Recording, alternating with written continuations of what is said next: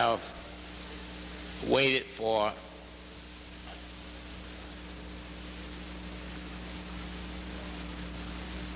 the master, Dr. Anthony Browder, who has done so much in the Washington, D.C. area. Let me make one final comment, and then we're going to bring Brother Walker up. The United African Movement usually celebrate the life and times of Dr. John Henry Clark on the first Wednesday in September.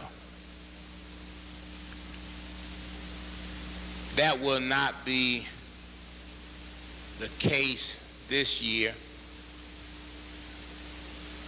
It will be advanced to August 14th, and we have been in some discussions, but there is no better person to keynote that evening than Dr. Yosef Ben Yakinen, Dr. Ben.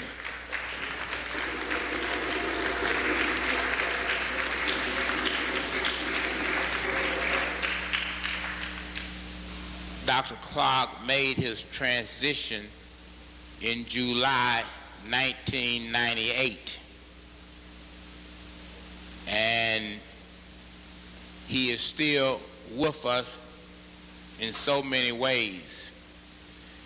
And there have been a lot of activities this month around his transition. But you cannot celebrate the life and times of John Henry Clark enough, because he and Dr. Ben are truly our spiritual fathers and our mentors, and they open up so many of our eyes. And there have been so many people who have grown up on their wisdom and on their teachings. Tonight I also want to recognize his queen, Dr. John Henry Clark's queen, and make sure that on the 14th of August, if at all possible, she would be with us as we celebrate Dr. John Henry Clark's life. That is Sister Sybil Williams Clark, who is in the back.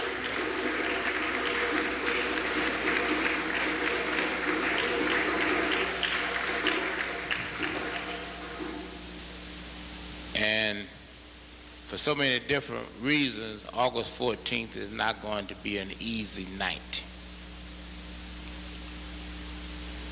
It is one of the most painful, it will be one of the most painful nights in my life. It will not be easy.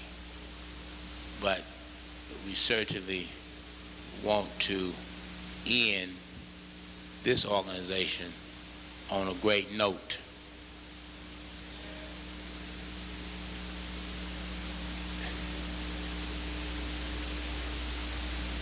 It is not easy. And there have been a lot of great years. But as Clayton said, there come a time when we all must wake up or we must perish. And 1, 2, or 3 people cannot carry a load. That's real. That's real. There come a time when we all must either survive and thrive together, or we must perish. And that is real. And we make our own decisions, ultimately, as to which way we want to go. The one thing that I know is that you can take somebody to the pond, but you cannot make them drink. And that's reality. I don't care how much preaching you engage in, how much begging, how much pleading. you can't make people drink. And so on the 14th of August, we look forward to saluting Dr. John Henry Clark, who in this organization is celebrated at the beginning of every new year of the United African Movement. And that has usually always been the first Wednesday in September. Now let us put our hands together and bring back to the stage as he get ready to introduce our keynote speaker for this evening, Brother John Walker.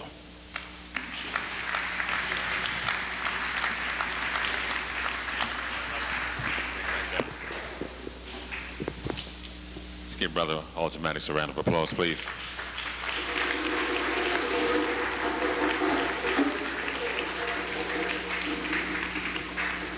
Brothers and sisters, we want to, without further ado, bring down the doctor, brother who is going to give us some very heavy, enlightening material. Is he ready? Brother Tacky?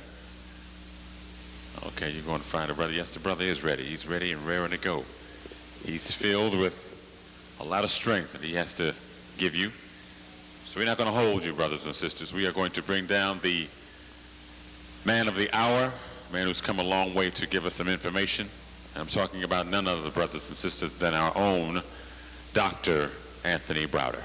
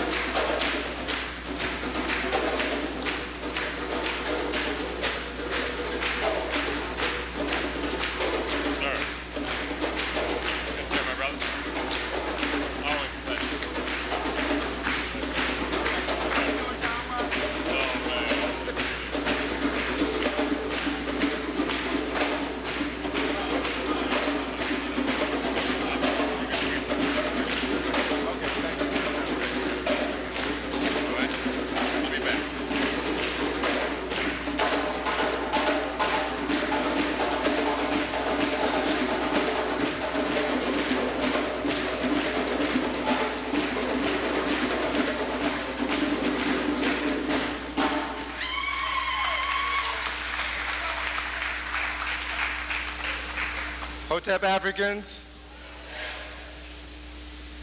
as usual, it is always a pleasure to be here in Harlem. I come from Washington, D.C., which is the belly of the beast.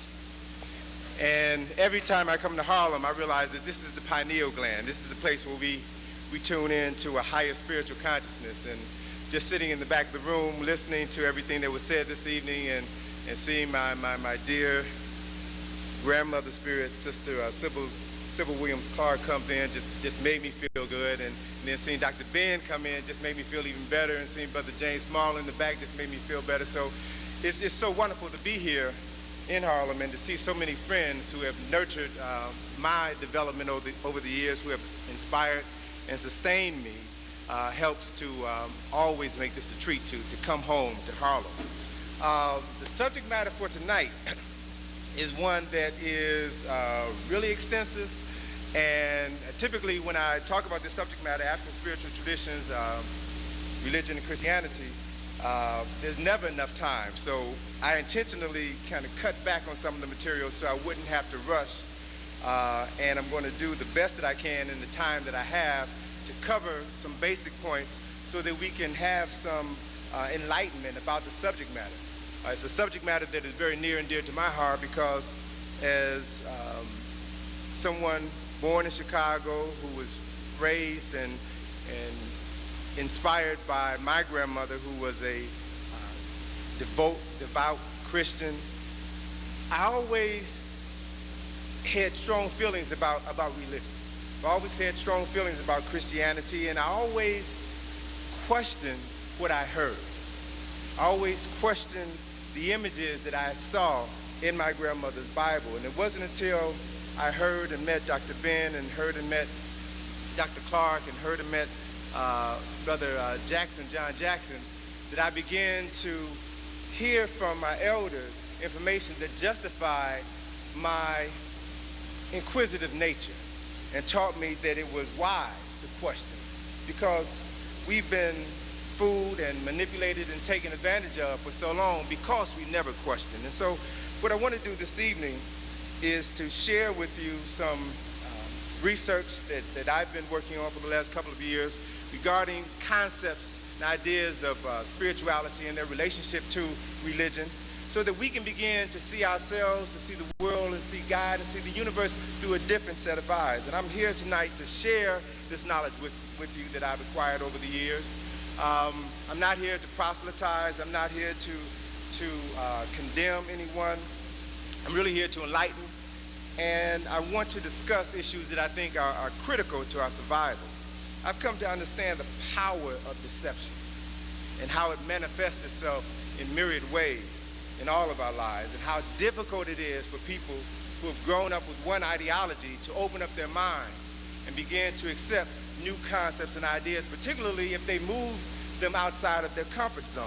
And so this is the dilemma that I'm faced with at this time, and I ask you all to bear with me. The dilemma is, how do you respond to the faithful followers of a truthful man who presents a falsehood as a sacred fact, particularly when these people don't realize that the falsehood was derived from a falsehood, which was derived from a falsehood, which was derived from a falsehood, which was derived from a deliberate distortion of sacred truths. And just because a truthful person speaks a falsehood with truthfulness and conviction doesn't make that falsehood any less false. So we've got to begin to look deeper at things that are so significant to our lives. And when I make statements like that, I typically, get that look, or where is he going, and what is he talking about? People ask me, do I believe in God? And my response to that is, no, I don't believe in God, because a belief is something that you accept without proof. I know that there is a creator, and I know that creator has manifested itself throughout time in our environment. What I don't believe is how this concept of the creator or God has been presented to us by those who are responsible for our enslavement. The very act of enslavement unqualifies someone to teach me about God. And so what I also know is that the creator has been called many names by many people over time. God, Jehovah, Ra, Jah, Olodumare, the Great Spirit, Lukalu, Mother, Father, God, Allah, Buddha. These are all names that have been used by different people to describe the creator as they saw the creator. And I believe, I know, that these are legitimate expressions of a people's attempt to understand a force that is greater than them. And so I feel very strongly that there are as many names for the creator as there are people, as there are languages. And that each of these names is a legitimate expression of a people attempting to understand a force far greater than them. I know it's a violation of the highest order to say that someone's relationship with the Creator is illegitimate because they don't call the Creator by the same name that you do. That in and of itself is wrong. I know that the God concept that was imposed upon our people was a deliberate distortion of spiritual truths that were designed specifically to keep us spiritually incarcerated, to keep us separated from a power that pervades the universe and can allow us to do great works. When I was a child, I was taught to worship like a child. I was taught to worship the God of my grandparents, a Christian, European God. Many years later, I learned that this Christian, European God was actually derived from African concepts of the Creator. And so the more that I began to study Africa and the people and the myths and the culture of Africa, the more that I began to see this Creator and the multiple manifestations of the Creator. I know that there is a spiritual force that pervades the universe. I know this. I know that the ancestors are real. As I was walking around and driving around the streets of Harlem this afternoon, I kept feeling the presence of Dr. Clark because his life touched me so deeply. I know and I believe in the ancestors. And I can say this from personal experience because my relationship with the ancestors, particularly my grandmother, is what has allowed me to be here before you on this evening. I know that because if I didn't have a relationship with my grandmother who's deceased, then I would have died 3 years ago. I would have been on that plane, that Egypt airplane that crashed on October the 31st in 1999. See, because I've been taking groups to Kemet for the last 14 years. And in 1998, I felt that I needed a break. I was tired and I wanted to do some other things. And I was debating whether or not I wanted to take a group to Kemet the following year. And I remember specifically, it was the 13th, Friday the 13th of November, 1998. I was sitting on the banks of the Nile early in the morning, meditating and just thinking about what I wanted to do next year, if I wanted to go to Kemet next year. And as I was mulling this decision over in my mind, my grandmother, who had died 2 years earlier, came to me. And she said, well, baby, if you don't want to go next year, don't go. Don't go. It's as simple as that. And just hearing the words of comfort from her allowed me to accept my decision not to go. And so the following year, typically I would take groups to Kemet in the fall, in October. In the following year, I was traveling from the West Coast back to Washington, D.C. on Halloween. I was taking a red eye back to D.C. and to take a transfer, a connecting flight in Detroit, 6 o'clock in the morning. And as I was walking past the newsstand to catch my connecting flight, I saw a headline in the newspaper, in the vending machine, that said, Egypt Air crash. And I really, looked at it, didn't really think much of it. But then when I got on the plane and took my seat, I saw a copy of the Washington Post sitting on the seat next to me, and I picked it up and read it, and I saw that Egypt Air flight, flight 990, had crashed the night before, and everybody died. And by the time I got home and checked my answering machine, I must have had at least a dozen calls from friends of mine from all over the country who were calling to see if I was all right, calling to see if I was home. And I processed all the calls, and it wasn't until that evening when I was just processing my day as I normally do and started thinking about the calls that it struck me that if I hadn't made that decision not to go to Kemet in 1999, I would have been on that flight. That's the flight that we always take. And so it made me stop and question this relationship that we have with our ancestors. It made me question this relationship that we have with spirit, and made me understand how real it was and how important it is to cultivate this relationship and not allow others to distort it, to dilute it, to separate us from the power that exists within. And so what I want to share with you this evening is knowledge that I have acquired over the years about Africans' spiritual relationships with the Creator, and how those relationships have been distorted over the years. When I was a child, I thought, I talked, and I acted like a child. I was taught to believe in heaven and hell. I was taught to believe in God and the devil. I was taught to believe in Christmas and Easter, Santa Claus, and the Easter Bunny. But when I became a man, I outgrew my childish thinking, and I replaced my childish ways with knowledge, with insight, as I fulfilled my desire to know. I came to realize that neither Santa Claus nor the Easter Bunny were real.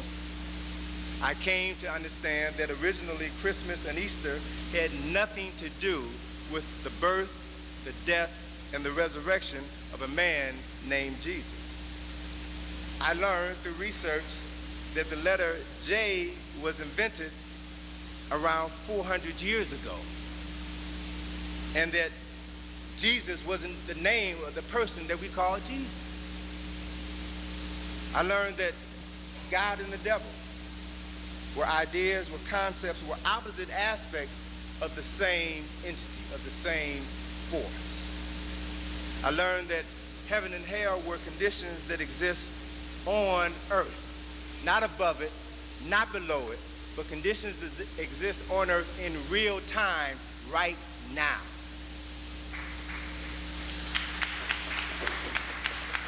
Came to understand that religions were invented by men in an attempt to codify spiritual systems which existed thousands of years earlier. My understanding of spirituality has taught me that we are spiritual beings who have come here to have a human experience. We made a decision to come here in this life. I've come to understand that life is not a linear experience. We don't just live and then die and that's it.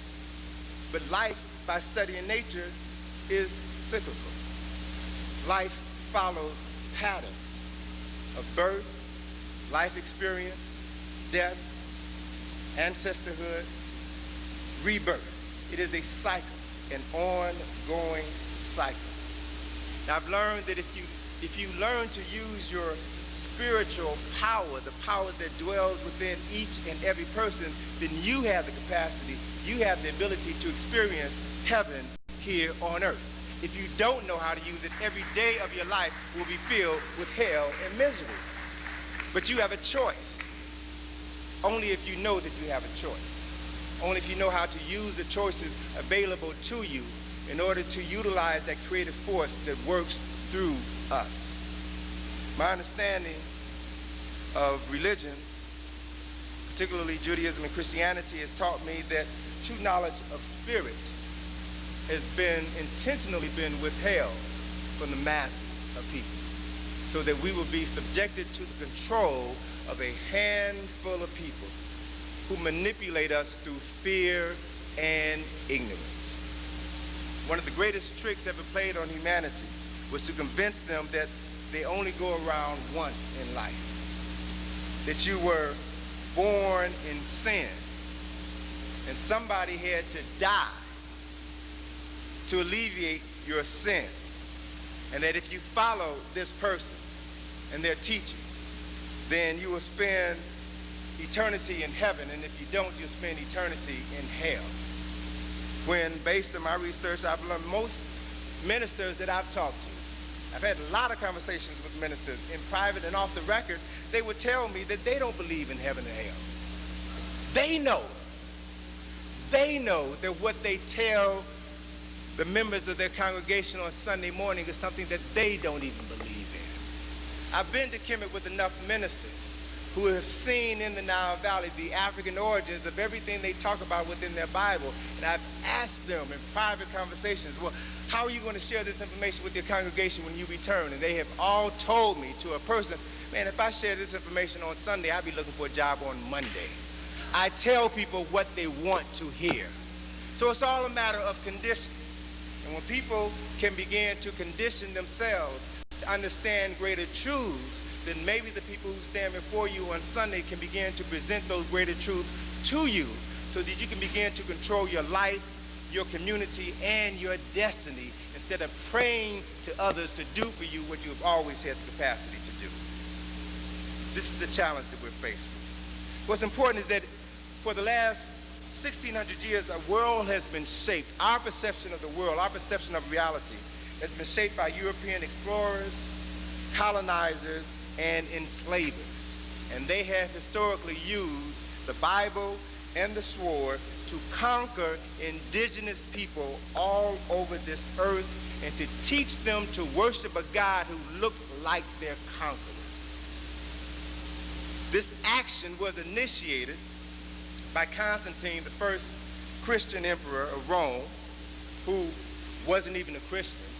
If you read the stories about Constantine, he was a Christian emperor, but he was not a Christian himself, who in 312 ACE, on the eve of a major battle, had a vision. And in this vision, God came to him and said that he would grant Constantine victory if he fought under the sign of the cross. And so Constantine had all of his soldiers paint on their shields the Greek letters chi and rho. The Greek letters chi and rho are the first two letters in the word Christ. And they fought under the banner of Christ, and they were victorious. Now, they used the letters chi and rho because the letter J had not been invented at that point in time. All right, let's put all of the dots together so that when we connect them, we understand what we see. Constantine was victorious in his battle, and he discovered a weapon that was more powerful than any nuclear weapon. Constantine discovered the power of theological warfare, and he conquered people in the name of God. And he imposed upon those that he conquered, who had different beliefs, this idea that if you didn't worship my God, then I was justified to do whatever I want to you. If you were a pagan, if you were an infidel, I could kill you, I could rape you, I could rob from you, I could do whatever I wanted to do because you were not a believer in my God. Now, it's important to realize and understand some of these definitions. Pagan is not necessarily a negative thing. The word pagan simply means somebody who worships a God different from yours. That's all pagan means. So to a Jew, a Christian is a pagan. To a Muslim, Jews and Christians are pagan. They simply worship a God different than their own. There's nothing bad or derogatory or evil about that word if you understand it in its correct context. Every European conqueror, from Columbus to Cortez to Washington, engaged in theological warfare. And each of these men violated the very commandments that they taught their slaves to adhere to. America is a Christian nation because America was founded by Christians who stole the land from the indigenous people, who murdered and who enslaved others, and taught those that they conquered, those that they enslaved, to believe in a doctrine that they did not adhere to themselves. And of course, these issues are never brought up in school. They're seldom brought up or discussed in church. It's something that we're just supposed to look the other way when it comes to. Act as if it didn't exist. And so it's important for us to begin to cultivate a different relationship with Spirit, a different relationship with the Creator, if we are to change the quality of our lives here in this country or anywhere else on earth. The study of history reveals that European world dominance is on the decline. Europeans are losing their control as people of color begin to assert themselves globally. And for the first time in history, for the first time in the last 2,000 years, the majority of Christians are non-European. That's one of the reasons why Pope John Paul II has traveled more to Africa than all of the popes combined. He's traveled more to South America than all of the popes combined because he knows that the future of Catholicism is in people of color. So they are proselytizing and working overtime to see to it that they will have new members to keep them in power. In light of the imminent shift of world power and consciousness, European theologians and scholars have been devising new ways to consolidate their power. And for decades, they have been meeting behind closed doors. I remember at least 15, almost 20 years ago, hearing Dr. Ben and Dr. Clark in a conversation talk about a meeting, a conference that was held by Jewish theologians here in New York, where they talked about the origins of the Torah. And they talked about all the myths and the symbolism that was in this text and how it was not a text to be taken literally. And that for some reason or another, there was never any documentation about this conference that was released. But if you read the popular literature, many of the major national magazines, Time, Newsweek, U.S. News and World Report, if you notice over the last 5 years, you've been seeing a plethora of cover stories that are re-evaluating religion, re-evaluating Jesus the Christ, re-evaluating Moses, re-evaluating the concept of heaven and hell. There's this conversation that is going on behind closed doors that is now slowly being introduced to the general public. Why? What does that mean? It means that you are slowly being prepared for a bombshell that is going to be dropped in the very near future. And people are positioning themselves so that once this new information comes out, you can continue to look to them for continued leadership. I reference specifically an article that was published just this year, March of this year in Harper's Magazine. The article was entitled, False Testament, How Archaeology Refutes the Bible's Claim to History. And it's written by Daniel Lazari, a Jewish writer who cited the latest biblical archaeological research that refutes the Old Testament. And let me just share with you some of the highlights that were in this article because it's so profoundly significant. It's significant because of the fact that it hasn't been talked about in the general community, but others are beginning to talk about it more openly. Some of the points that he raised in this article is that Israelites who are now thought to have been an indigenous culture that developed west of the Jordan River around 1200 BCE. And they did not originate in Mesopotamia as they claim. There is no archaeological evidence to support the fact that they immigrated to that area called Palestine from elsewhere. Another important point, and this one hits right at the heart of the matter, that Abraham, Isaac, and Jacob and other tribal founders depicted in the book of Genesis, and this is his quote, a direct quote, were no more real than the gods of Greece or Norse mythology. That they were not real personalities. These are Jews telling their story to the world. They also said that Moses never existed. I want you to understand this. They are saying that Moses never existed and that the Israeli flight from Egypt never occurred. Understand what they're saying.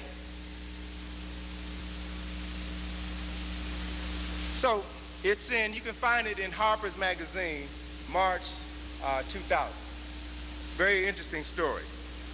And this whole story was derived from a new Torah that was published in November of last year called the Et Hayim, or the Tree of Life. It was published by the United Synagogue of Conservative Jews. And in this Torah, they added in the commentary the latest archaeological research that refutes the Old Testament. Now, an interesting thing about biblical archaeology is that it's a science that's about 100 years old, and it was originally created in order to bolster the credibility of the Bible, but specifically within the last 25 years. The physical evidence has said that what existed in this book is not a fact, are now seen as, quote, an invention of Jerusalem-based priests in the 7th and 8th century BCE. Solomon and David were not the great kings that they were purported to have been in the Old Testament. They also said that the walls of Jericho, Joshua in the Battle of Jericho, well, they said that based on the archaeological evidence, the wall was only 2 feet high at the time that the Joshua came there, and had been destroyed for at least 70 years prior to his conquest of that land. So the myths, the stories that we have been given are now have to be viewed through a different pair of eyes in light of the evidence that is now being allowed to circulate among the general public. And so the challenge for us is, how do you process that information? Do you categorically deny it and throw it away simply because it challenges everything that you've been taught? Or do you begin to read it and study it to understand the truth that may be in this information? It's important to understand it. Another profound statement in this new Torah was that Genesis, the book of Genesis, was, again, quoting from them, an artificial construct. It was a narrative framework created long after the facts in order to link together a series of unconnected folk tales like pearls on a string. In other words, they made it up. In other words, they made it up. And so, understand the domino effect that we're dealing with. If Genesis was a fabrication, which they say it was, then it means that God didn't create the world in 7 days, or their God did not create the world in 7 days. It meant that their God did not create Adam and Eve, and they were never expelled from Eden, which means then that there was no original sin, and there was no reason for anybody to come back and die for sins that you never committed in the first place.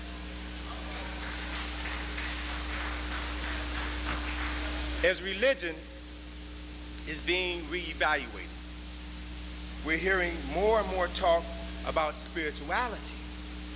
We're hearing more and more talk about different ways to know the Creator. So we're hearing more about indigenous people here in this land, indigenous people in Africa, indigenous people in the Pacific Islands, South America, and how they relate to the Creator.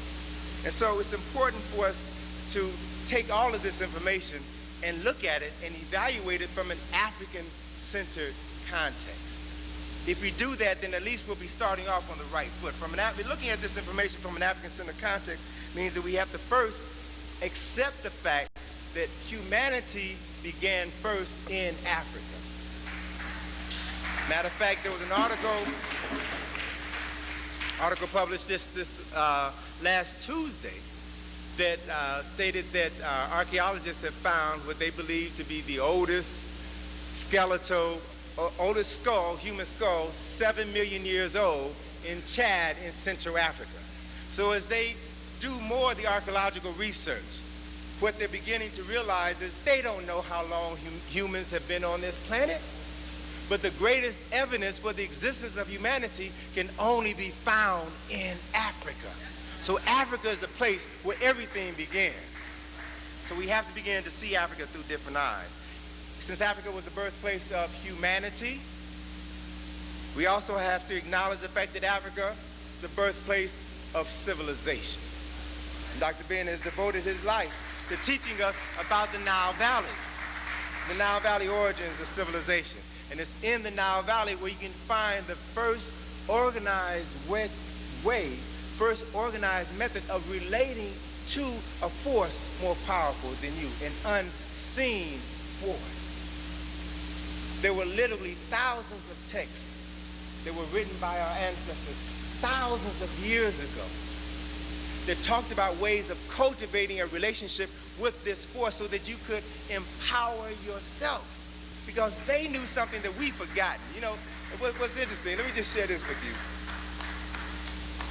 I've been traveling to Kemet for 22 years, and have probably been there maybe about 35, 36 times. You know, the first couple of times you go, you know, you're very excited about being there, and you're tripping out on the fact that, oh, we were here and we built this and we did that. But after you get past all of that and realize that the Arabs control this land and we ain't never getting it back, all right? But there's a lot there that we can study. that we can examine. And once I began to accept that reality and began to take my time walking through the temples, looking at the columns, and imagining the architectural energy that went into creating it, the engineering skills that went into designing it, artists and craftspersons that were responsible for building these temples that have stood for thousands and thousands of years. And I began to see this place, or try to see this place through the eyes of the people who created it when it was brand new. And doing that made me realize that we, so-called modern human beings, are literally functioning on a subhuman level. That the people who created this ancient culture and civilization knew how to manifest the aspects of God, the creator, whatever term you want to use. They knew how to manifest that knowledge within themselves so that they literally created heaven on earth.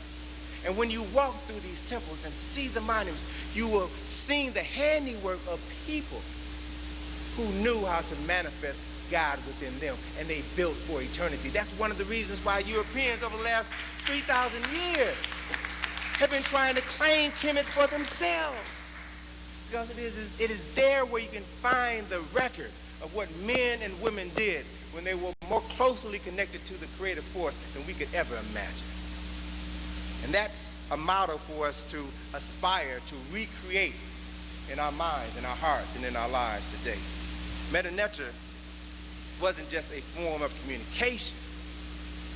Medú Netcher, God's words or God's writings, was an ideographic form of communication which used symbols that represented ideas as opposed to letters, which mean nothing until they're strung together in a series that they form words, and words in a series form sentences, and sentences form concepts and ideas. But each component of Medú Netcher was a symbol, was a complete thought, and a spiritual force in and of itself. It is a different way of connecting with a source of power, which is one of the reasons why when they wrote the language, they didn't write it in vowels. They never wrote with vowels. Why? Because vowels, A-E-I-O-U, vibrate at a rate 600 times faster than consonants.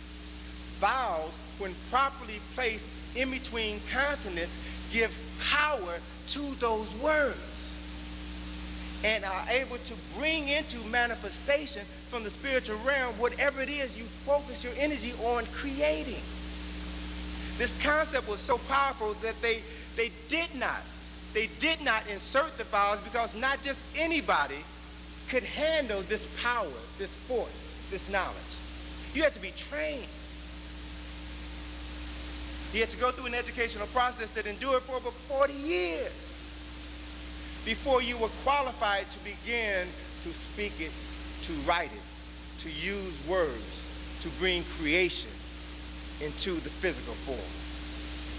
So if you look at others who have copied from us, who have stolen from us, they tried as best they could to emulate some of these same principles, concepts, and ideas. So when you look at the Hebrew alphabet, which was derived from Medú Netcher, you'll notice that Hebrew, like Medú Netcher, does not have vowels, only consonants. And if you study, if you read a Torah and read the commentary of the words, each character has a profound meaning. And when you string these characters together to form words, and you are writing on a symbolic level, a level that is, you're writing and you're communicating with a spiritual force that the average person knows nothing about. This knowledge, this power was derived from Kemet. But unfortunately, or fortunately, depending on how you want to look at it, these people who created the Hebrew alphabet didn't have all the clues, didn't have all the keys. They had enough to overpower those who had nothing, but they had nothing in comparison to the true source of that knowledge and information. The tradition, if you look at Medú Netcher, many of the characters in Medú Netcher come directly from nature, objects that were in your immediate environment. It is from the word Netcher, which means principle or aspect of the divine. It is from the word Netcher that we have derived the word nature. So when looking at the Creator's creations and using them as a modality for writing, thinking, and speaking, you could begin to tap into this creative power and bring things into manifestation as well. But you had to understand the power in the words. You had to go through a process to be trained to speak correctly, to write correctly, so that you did not abuse this relationship with the Creator or their power. The spiritual philosophy was based on a view of the cosmos as the domain of the divine. And since human beings were a part of the cosmos, human beings were also divine. Divinity exists within us. As human beings, we never fell from grace. We are never disconnected from the Creator. We can always begin to reconnect if we know how.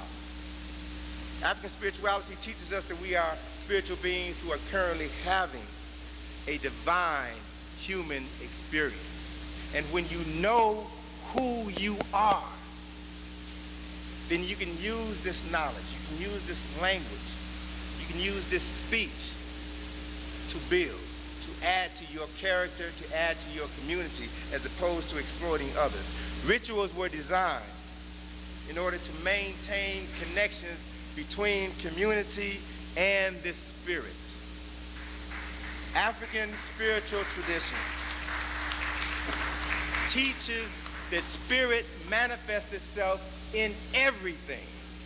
The Creator, if the Creator, if God created the world and everything in the world, then it means that everything that we see, everything that we touch, contains within it aspects of that creation. So if you look at things with the right eye, when you see them, you see the Creator in those things. If you look at your brother and your sister and know that the Creator exists within them, then when you communicate with them, you don't communicate with bitches and hoes. You're communicating with God. And so when you talk, you all should be having a higher form of communication so that the God in you can communicate with the God in the other person. And you can transform your consciousness through a higher level of communication. That's what we have to get back to. Africans believe that all life is ritual. All life is ritual. And rites of passages helped us move from one phase of life to the other, if life is cyclical. And as you move through this circle, you move from one phase of physical development, one phase of mental development, one phase of spiritual development into another, into another, into another. And each phase of development requires that you learn, that you master new information, and that you prove yourself to be proficient in the utilization of this information before you can move to the next level. It's all designed to raise your consciousness so that you can give back to those within your community. And so we go through this process. We move from spirit to birth, to maturation, to adulthood, to death, to ancestorhood, to spirit, and to rebirth. This is the cycle of life.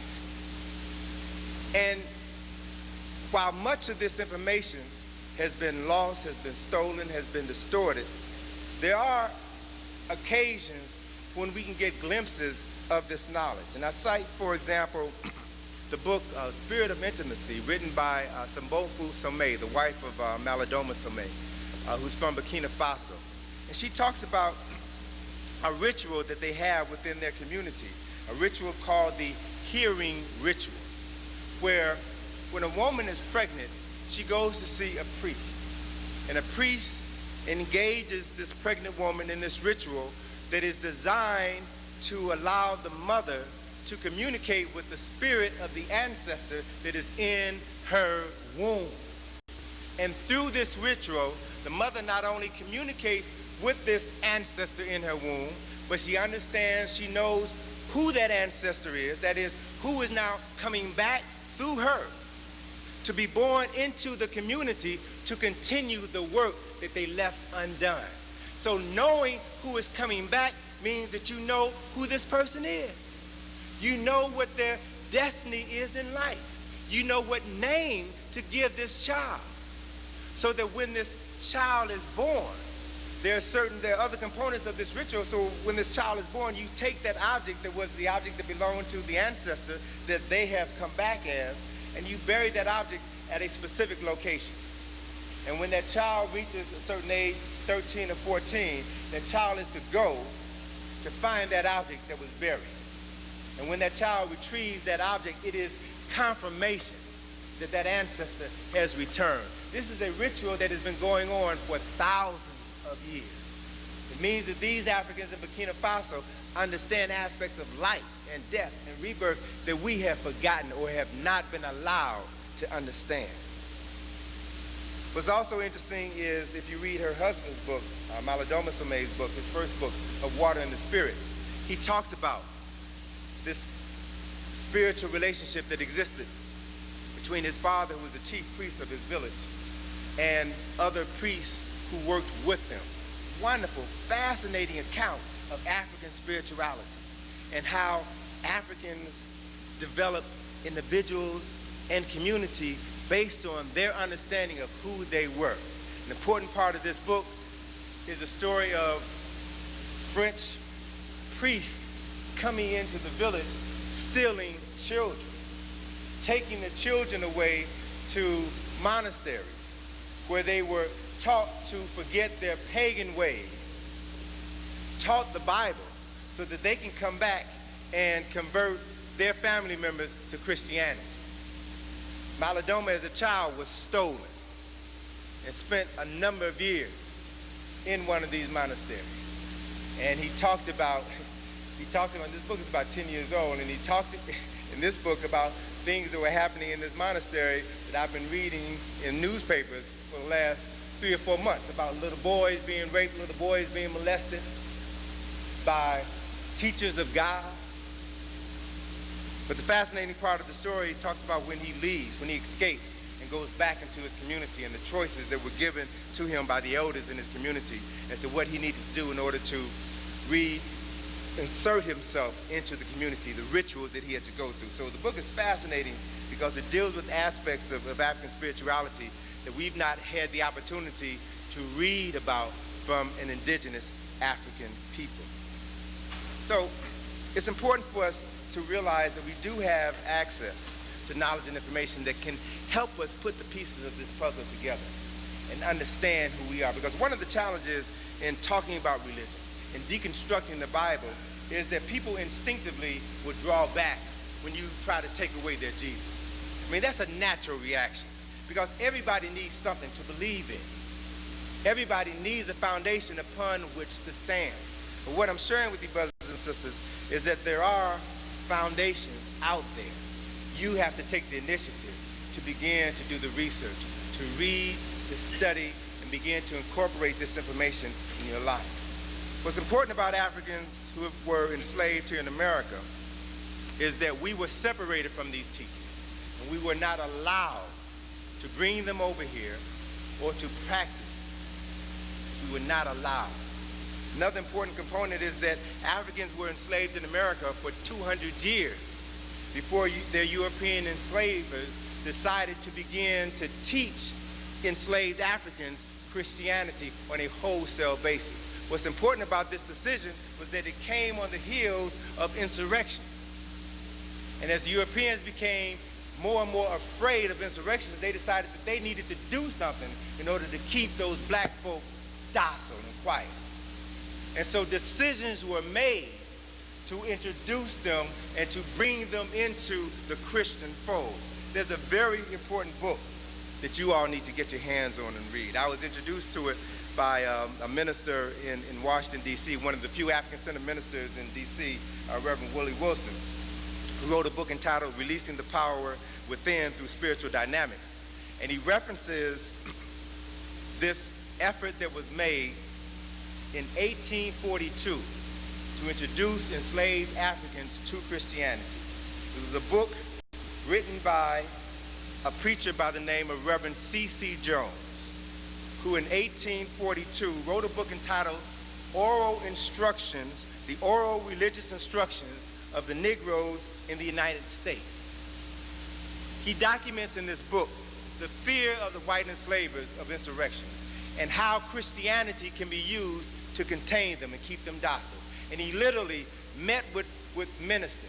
He met with groups of enslavers to share this philosophy with them in order to maintain the status quo. And he outlined specific things, specific outcomes that could be expected by introducing your enslaved population to the Christian Bible. He said specifically, you would teach them through oral instructions, since they were not allowed to read, teach them through oral instructions that God ordained slavery for the heathen African. So they stress, and he specifically cited all of the passages in the Bible where slavery was justified by Moses, by God, by all of these personalities, so that the Africans could begin to see that, yeah, I'm supposed to be here because this is where God wants me to be. He said you could also use Christianity to teach the enslaved Africans that God ordained whites in America to be their slave masters. This was the purpose behind this indoctrination. And again, it took place on a wholesale level in this country in 1842. Another point that he made is that since God ordained whites to enslave Africans, then Christianity must not interfere with this divine relationship. All right? So you can begin to understand why the Klan and why other white Christians would burn a cross when they lynched black people, why there was always this relationship between the Bible and religious activities as they were killing other people. That to me seemed to be a violation of the very laws within this book. But the way that it was constructed was that God said it was all right for white folk to do whatever they wanted to do to these heathen Africans. Another important point that he used to sell this idea of introducing Christianity to enslaved Africans was that if you give Africans Sunday off, they don't have to work on Sunday, and you spend that day teaching them this information and allow them to congregate as a group, then they will learn to accept poverty, pain, and enslavement on earth because they know that they will get their reward in the next life. Huh? That's not an accident. This is a cold-blooded, calculated design in order to keep a group of people subservient to others. Reverend Jones said that the immediate benefits to the enslaver for introducing Christianity to the enslaved would be the one, slaves would be more obedient to their masters. Because God said, yeah, this is how the relationship is supposed to be. The Christian morality would reduce rebelliousness. It would create instead a cheerful motivation, industry, domestic virtue, submission to authority, and peaceful service to the master. All right? This was the intent. And did it work? Is it still working? We have to understand why. As more and more black ministers begin examining how Christianity has been used as a tool for white supremacists to control the destiny of African people throughout the world, and as they begin to examine the African presence within the Bible, we got to do more than just put a black face on former white faces.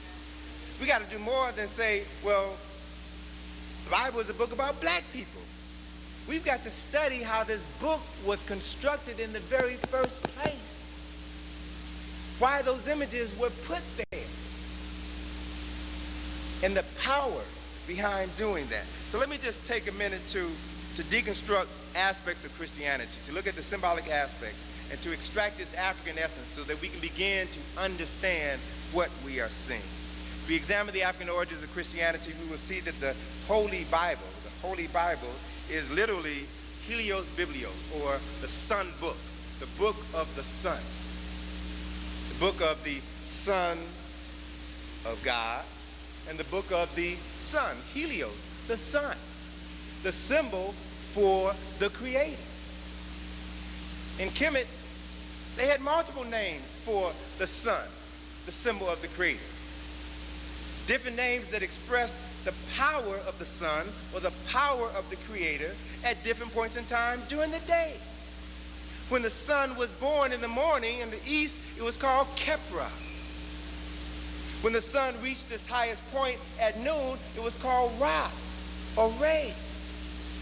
And when the sun descended in the evening, it was called a Tun, which meant the hid, which meant conceal, which meant that even though you can't see the Creator, you know that the creative force is still there. You know that it is all pervasive, and you know for a fact that it is going to be reborn tomorrow morning when it rises in the east as Kepra. So they had a profound way of codifying the Creator and the various manifestations of the Creator. Another important aspect of this is that sun rises in the east, it's Kepra, it reaches its highest point at noon, and that is when it is said that the sun or the Creator is on high.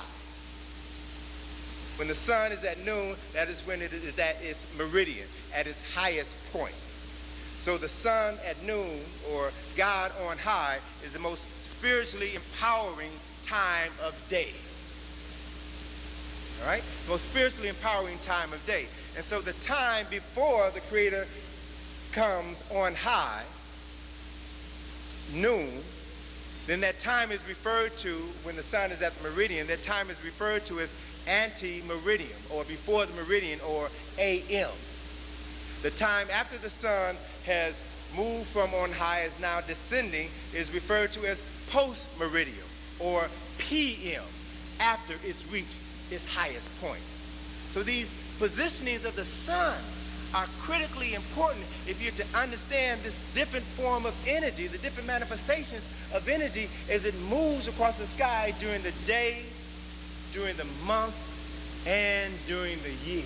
Because the energy changes throughout the day, throughout the month, throughout the year. The Holy Bible is a book of astrotheology. Astrotheology. Astro means star. Theology means God. So the Holy Bible is a book about star knowledge, or knowledge of the sun, and the significance of the relationship with the sun. The significance of the relationship between the sun and the earth is visible during specific times of year, because we see in the wintertime, when the sun rises low in the horizon, everything is dead in the northern hemisphere. Cold, nothing grows. But come the spring, when the length of the sun begins to increase, then what happens? Life begins to spring forth from the black earth. So the more the sun is present in your life, the more life you see on earth. So there's a direct relationship between the amount of light that you receive from the sun, from the Creator, from God, and activities on planet Earth. And it's constantly changing.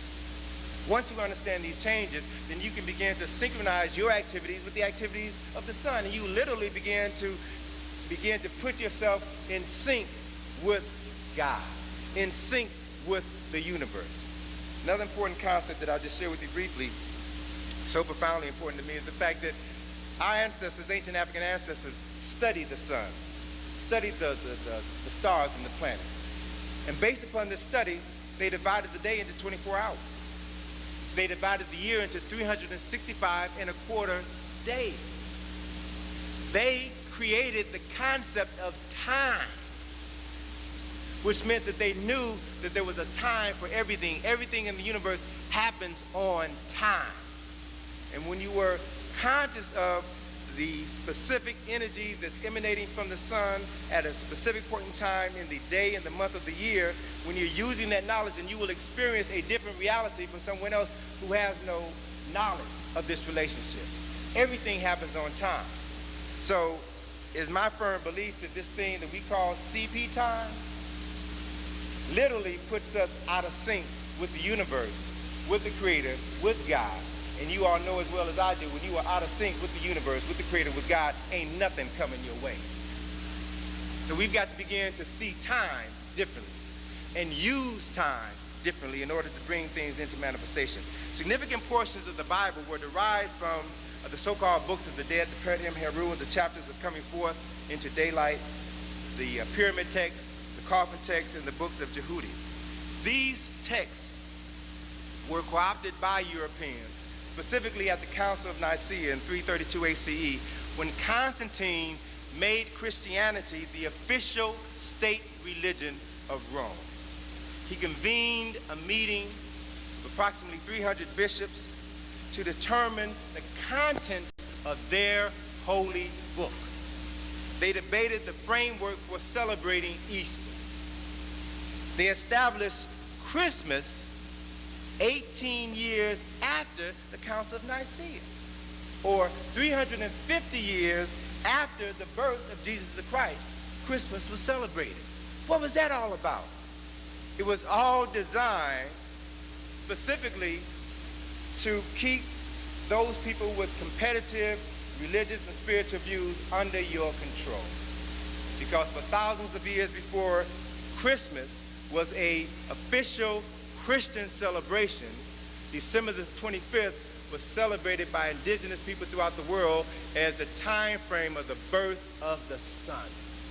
And if you've ever read John Jackson's Introduction to African Civilization, there's a section in the book where he talks about the symbolic astronomical significance of the winter solstice. And that December the 25th is the first day after the winter solstice, when the length of the solstice means the sun is still. So during the 4 days of the solstice, from December the 21st through December the 24th, the length of the day does not increase nor decrease significantly. The sun is still as the earth tilts on its axis and begins to move in another direction.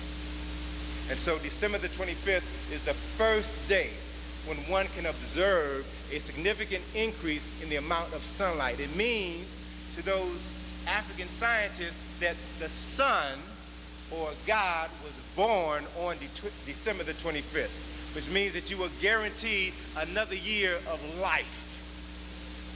So we got to see and understand the symbolism that was codified in this text in order to keep the masses of people away from the true source of power. It was said that 18 books were excluded from this new Christian Bible. These books can be found in a host of books, lost books of the Bible, the Apocrypha, and other texts.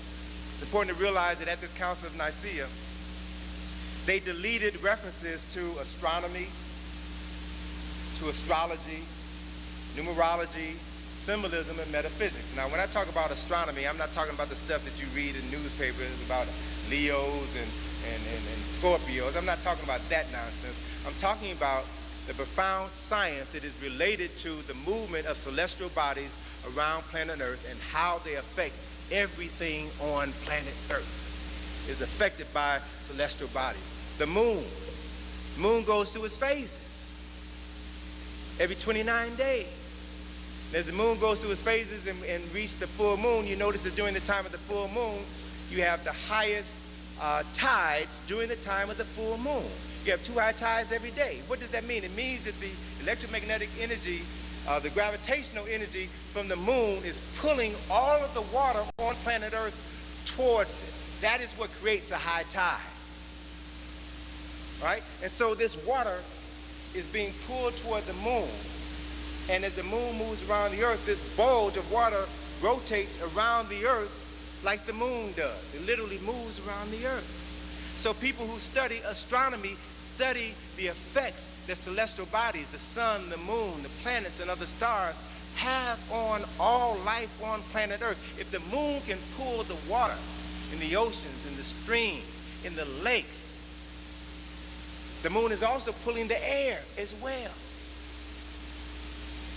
The Earth is 70% water.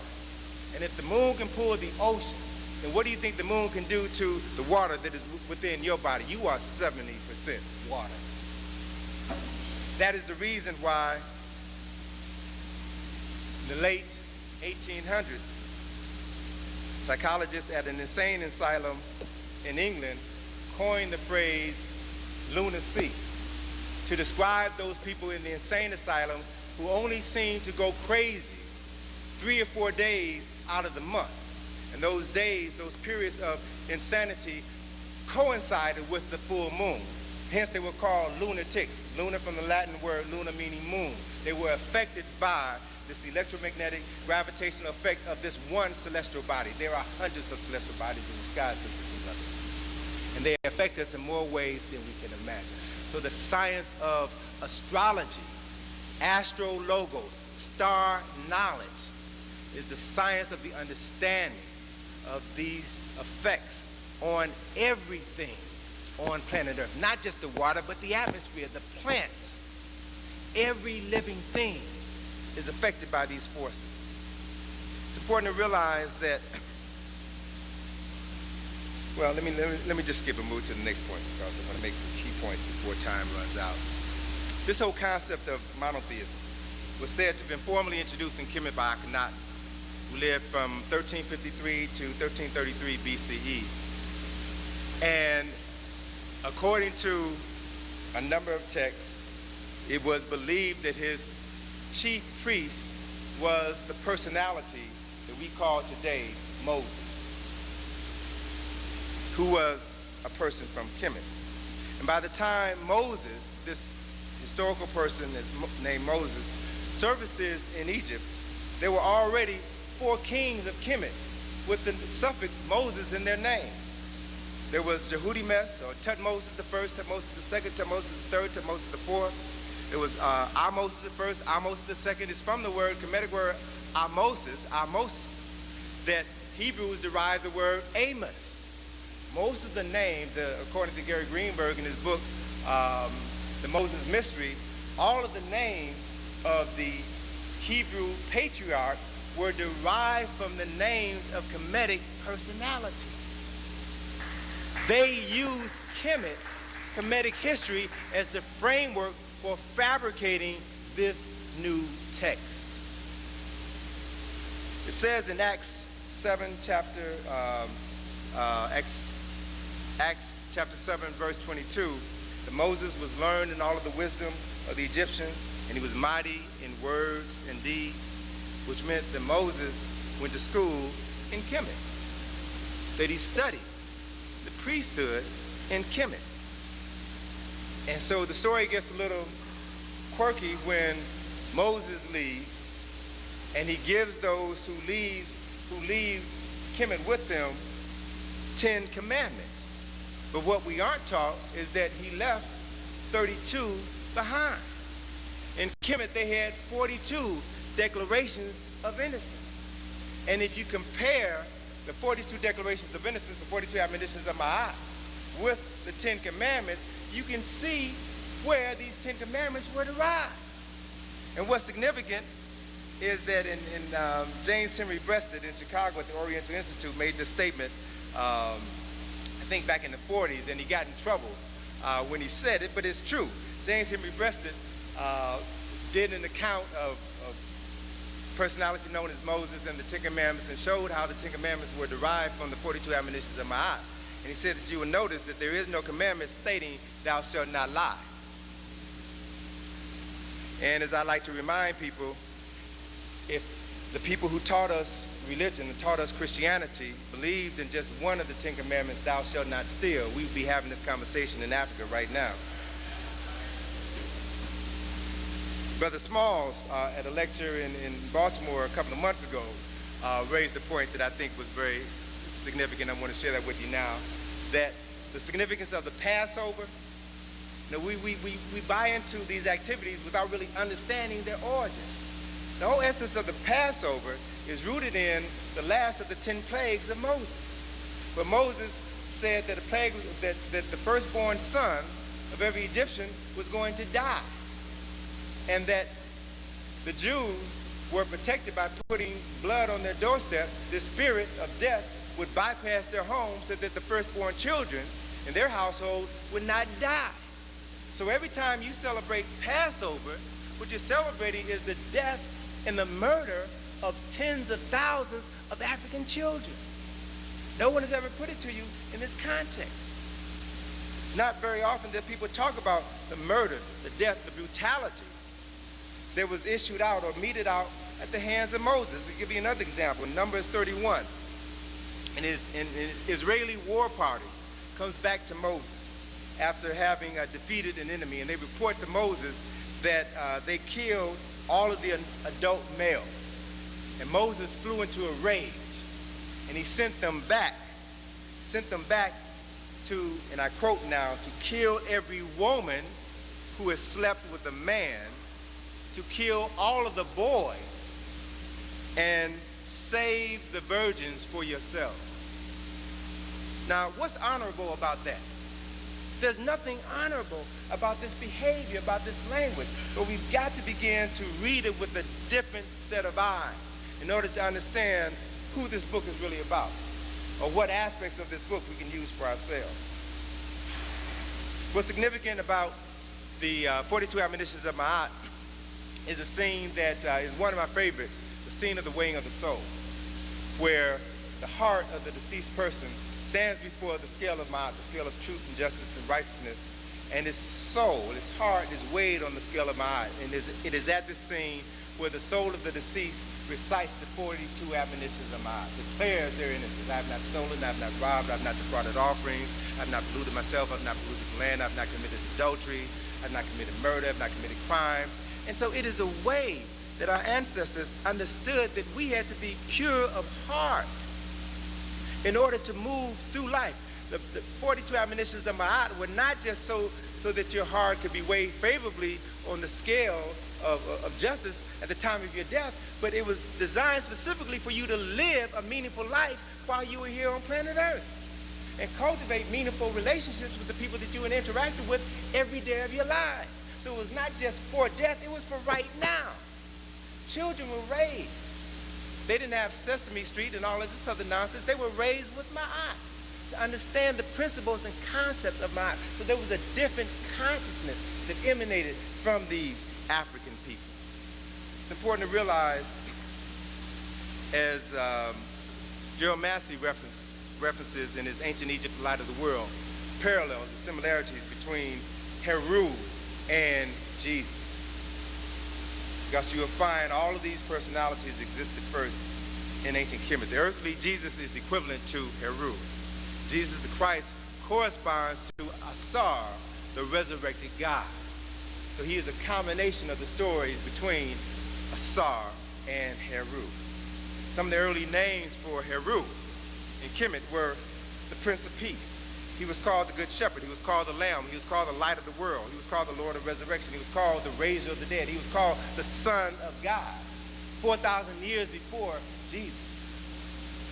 You can find symbols of Heru and his mother Aset throughout Europe.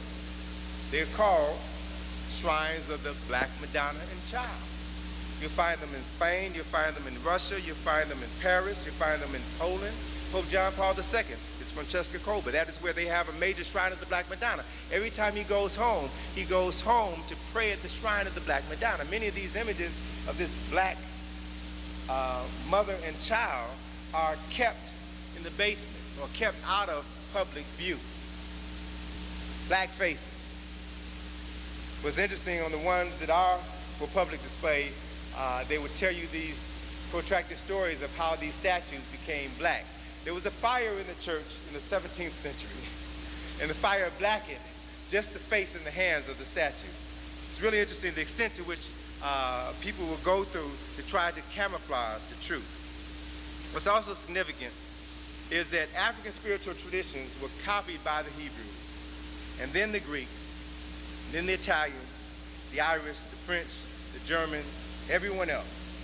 And that anytime you make a copy of a copy of a copy of a copy, you lose sight of the original. And what you think is the real thing can't compare with the original. According to the World Christian Encyclopedia, as of 2001, there were over 33,800 different Christian denominations. And as of 1996, there were over 130 versions of the Bible.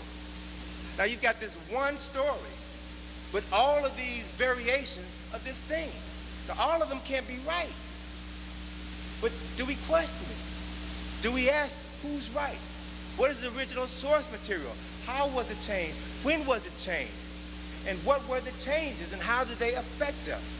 A version is defined as a change in form, a transformation, a conversion, a translation, or rendering.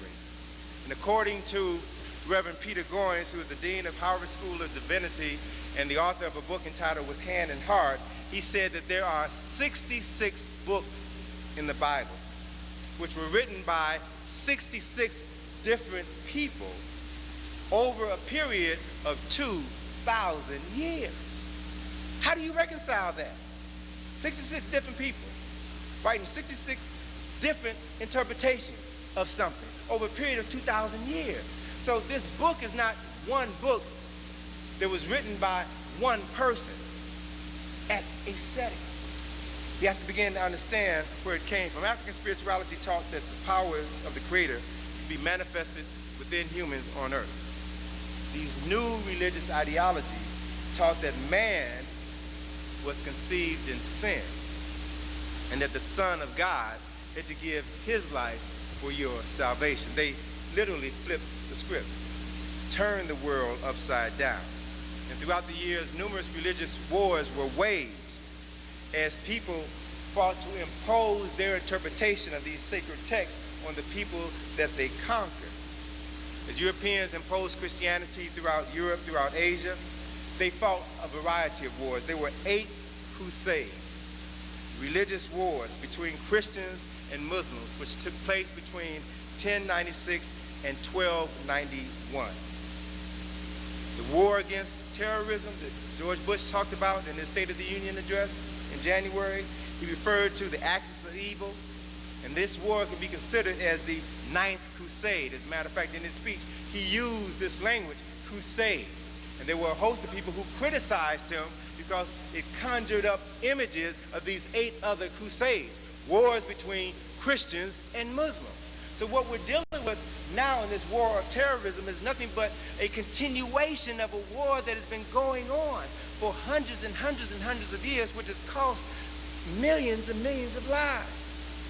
All because of 2 groups of people battling each other for their concepts of God. It's important to realize that inquisitions were organized by the Roman Catholic Church to silence those who resisted their doctrines.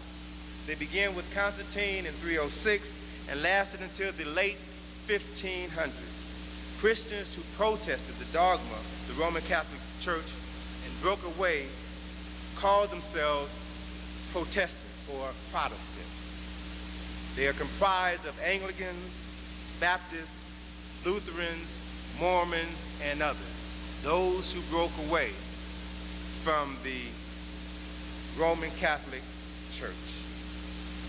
Let me just kind of go through a couple of things I want to share with you in terms of one of the significant changes took place in 1534 when King Henry VIII separated from the Vatican and decided that he was going to establish the Church of England. Felt that it was no longer necessary for him to receive orders from someone living hundreds and hundreds of miles away, that he was king of his domain. He was going to be responsible for the religious and spiritual directions of his people. And so he created a new church and a new religious ideology. And in this new religious ideology, he said that no women, no females, unless they were members of the noble class, were allowed to read their sacred book, their holy Bible. No apprentices, no journeymen, no laborers were permitted to read the Bible under penalty of death. So let's understand something about this book, the book that many of us grew up reading, the King James Version of the Bible, and understand something about what went into this book, what has come into our minds and our consciousnesses, and how it has affected our behavior. In 1604, King James authorized a committee of 50 scholars to write a uniform translation of the Bible. And by royal authority, all people, all citizens of England were bound to read his official version of the Holy Book only. You could be killed if you read another version of the Bible. And there's a minister, a friend of mine said that this King James Version of the Bible is probably one of the most inaccurate versions ever written. But let me just share some information with you. See, I've gotten the 5-minute warning. So let me kind of bring some things to a close by sharing with you some information that I had originally published in the Browder file in the essay entitled Exploding the Myths, the piece on religion. It was one of the longest pieces, and it attracted the most interest or the most comments because of my discussion on religion, the African origins of the Bible, and how the Bible has been modified by others throughout the centuries. And specifically, what interested a number of people were the references that I made with regards to Shakespeare and the role that he played in writing this King James authorized version of the Bible. What's significant is that King James was 46 years old when this project of the King James version of the Bible was completed in 1610. And during that time, many artisans, painters, writers, sculptors were commissioned to do sacred work, but they were not allowed to put their signatures on them. And so many artists found very creative ways to write their name. They put it upside down, or they put it backwards, or they put it in the corner of a painting. Shakespeare found an equally creative way of inserting his name into the text. For example, if you look in Psalms 46, the third verse, the 46th word from the beginning of Psalms 46 is the word shake. The 46th word at the end of Psalms 46 and Psalms 46 verse 9 is the word spear.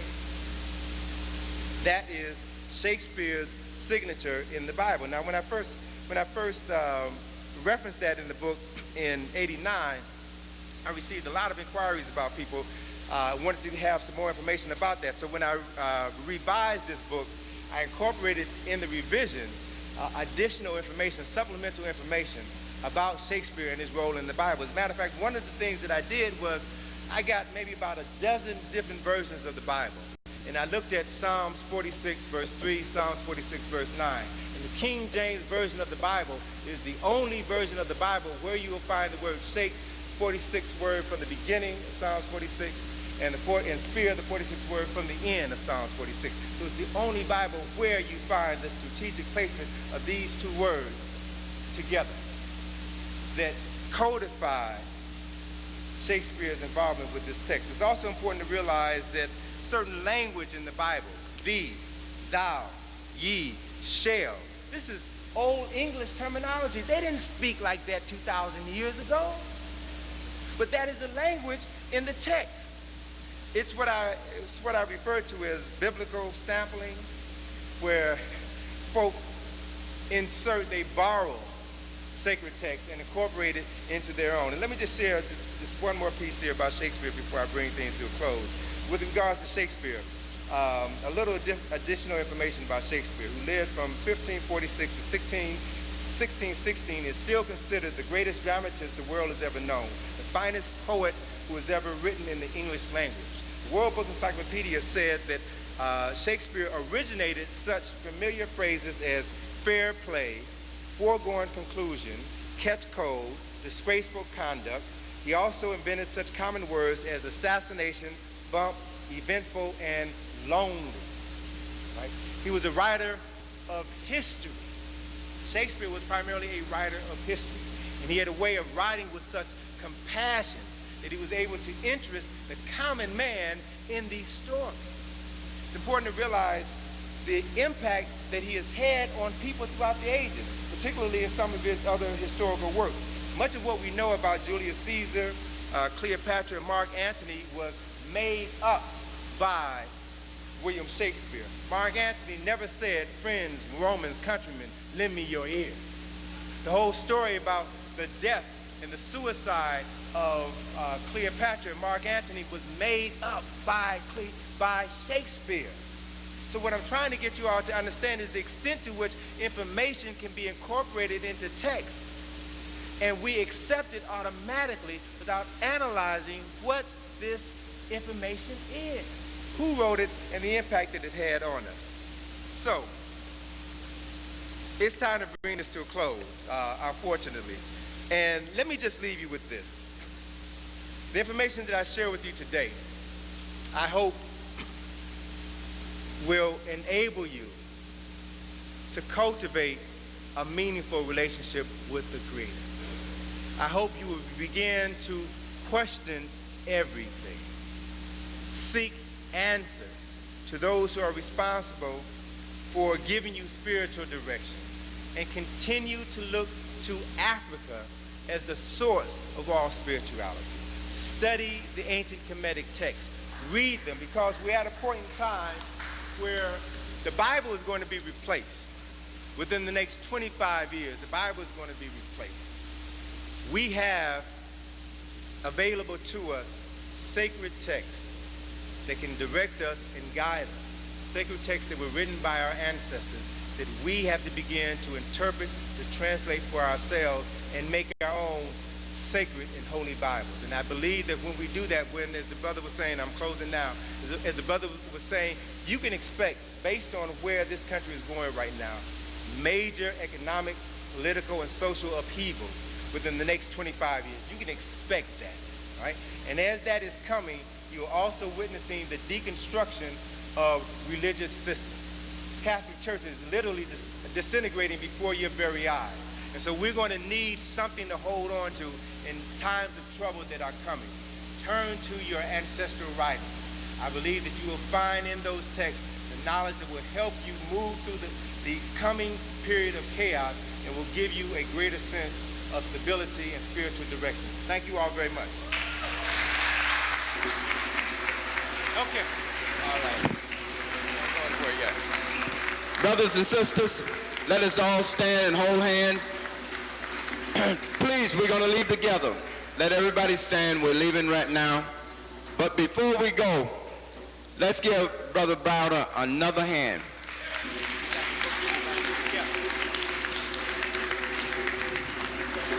Two things.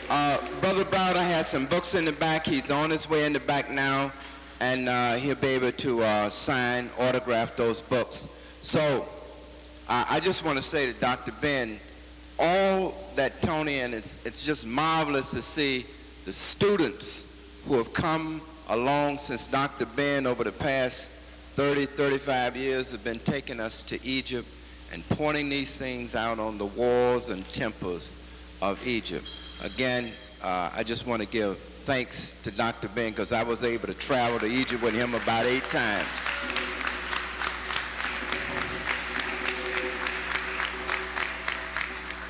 Brother Maddox, before he left, asked me to remind you that we were a little short in the offering.